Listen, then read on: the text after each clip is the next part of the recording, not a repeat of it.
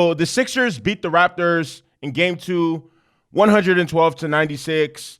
I don't usually like to give this guy props because I don't care for him as a head coach, but it is what it is.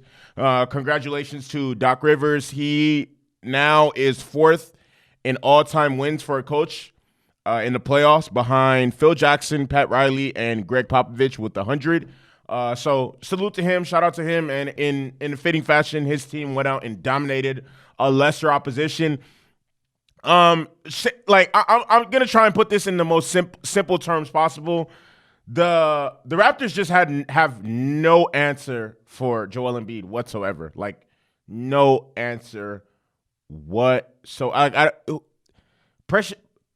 fuck with Precious Achiuwa, and he plays for Nigeria, but I gotta call a spade a spade. He cannot guard Joel Embiid. He can't guard Joel Embiid. He can't slow him down. Honestly, there's not a lot of people that can guard Joel Embiid. So, I don't think the Raptors should, take offense to this or anything like that, or anybody on the Raptors team should take offense to this. Like, nah, Joel Embiid is just way too dominant, way too big, way too strong, way too fast, way too skilled. Like I said, the Raptors have no answer for Embiid in the low post or, within the blocks. And then I'm honestly so surprised that I have to say this, but they also have no fucking answer for Tyrese Maxey, man. Tyrese Maxey, and especially on the wings, man. Tyrese Maxey was hitting step back threes, getting to the basket, like kind of a bit of the same shit he was on in Game 1. And, Philly's defense also looked really good. They were able to keep the Raptors to under 100 points, so that was really good. Like I said, man, the Sixers look really, really good right now because they're playing lesser opposition. Okay, so I want everyone to keep that in perspective. The Sixers are playing lesser opposition. Okay, no matter how good the Sixers look, please remember they're in a series where they're favored, and the other team is missing two key guys in their 8-man rotation, okay? Just please remember that.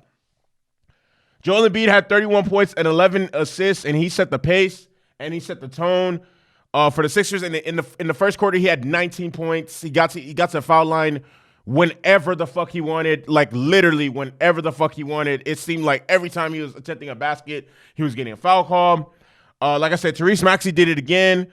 Honestly, I'm not gonna say this is my first time actually seeing him play, but I've never seen Tyrese Maxey play like this, to where has free range within the offense and he's executing. He's being aggressive. Tyrese Maxey's I've never seen him play like this. I mean, I've probably never seen him play like this because he honestly probably has never played like this. The probably last time Tyrese Maxey ever played like this was he was in fucking high school. But and even his 3-point shooting, man, he was hitting shots. He was hitting good shots.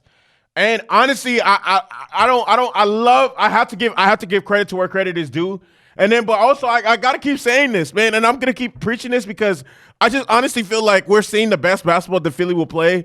The next round, it's not gonna look like none of this shit. It's not gonna look like none of this shit. Look, the next round when Philly plays Miami, bro, you're going to see a lot of the same shit you seen the Nuggets doing, arguing and shit like that. Niggas trying to squabble like, nigga, on their dead homies, get down, nigga. You're going to see a lot of that because, nigga, the Heat are going to steamroll these niggas. But anyways, I got to give credit to where credit is due. Tobias Harris is quietly having a great series.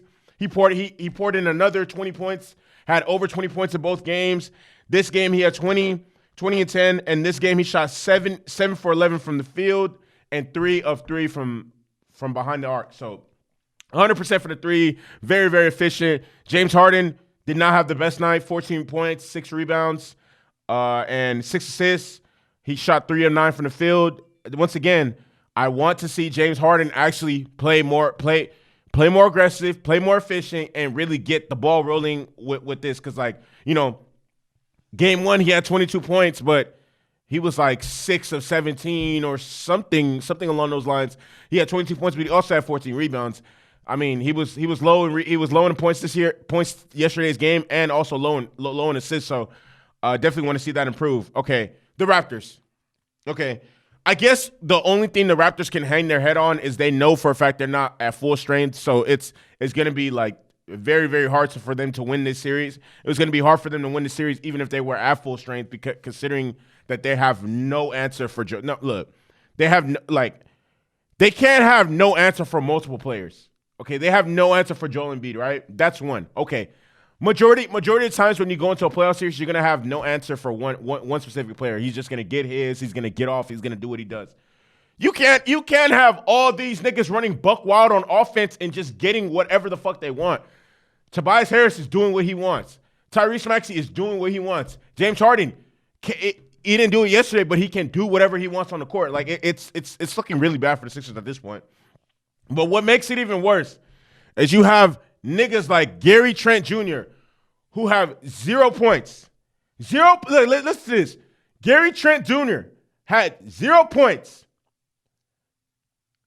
0 points. 0 for 3 from the field, and he had 4 fouls. How do you have more fouls than shot attempts in 10 minutes? How do you have more fouls than shot attempts in 10 minutes? How? That doesn't make any sort of sense. This man is starting for your basketball team. He goes out and has more fouls in 10 minutes than shot attempts. How you expect to win a game if this is one of your – I don't even know. I don't even want to see what the plus or minus was like on that dude. Oh, no. Precious Chichiwu had 7 points, 6 rebounds, 3 of 8 from the field. Man, as I said before, for the Sixers, for the Raptors to even make this series competitive, guys need to step up. These two guys that I just named, Precious Achiuwa and Gary Trent Jr., they have to step it up. Like that's unacceptable. That is unacceptable. At this rate, I don't want to say it's a sweep, but it's not looking too good for the Raptors. It's not looking too good for the Raptors whatsoever. Like, man, and it is, I mean, unfortunately, you can't even use the injury card. Honestly, it is what it is. Everybody's hurt. Everybody gets injured. You're gonna have to bounce back. You're gonna have to fight through adversity. It is what it is. Either you got it or you don't. Either your team is deep enough or it isn't. And it's looking like right now the Raptors don't have it.